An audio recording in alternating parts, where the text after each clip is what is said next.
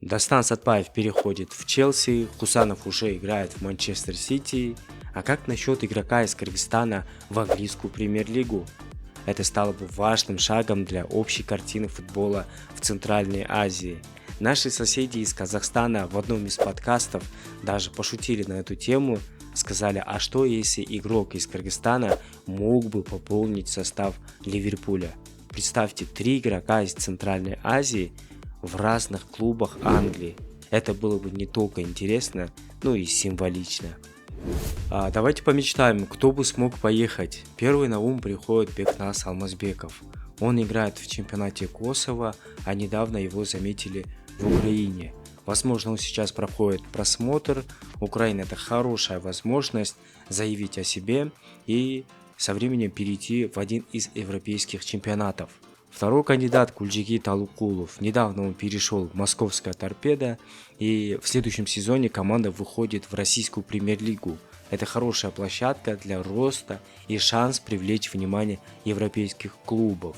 Третий вариант, по мне, это Джоэл Коджо. Он недавно перешел в Иран, и мы уже видели его первый матч в местном чемпионате. Стадион там полон зрителей. Это говорит о большой популярности футбола в стране. Если он сможет проявить себя там, путь в Европу для него тоже вполне реален. Но будущее Кыргызстана — это наши молодые таланты. Ю-20 радует такими игроками, как Рыскельди Маданов.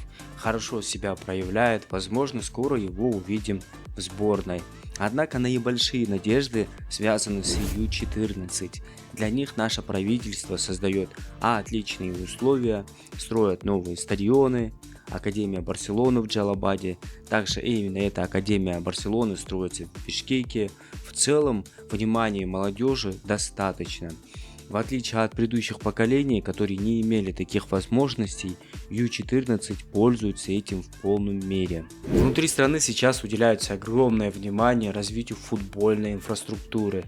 Раньше только один стадион имел ночное освещение, то сейчас даже 5000-ный стадион, рассчитанный на внутренний чемпионат, оснащен этой функцией. Это стало нормой, обыденным делом. Например, клуб Алга и Талант почти достроили свои новые стадионы. Эти компактные арены идеально подходят для внутреннего чемпионата, которые отвечают всем современным стандартам.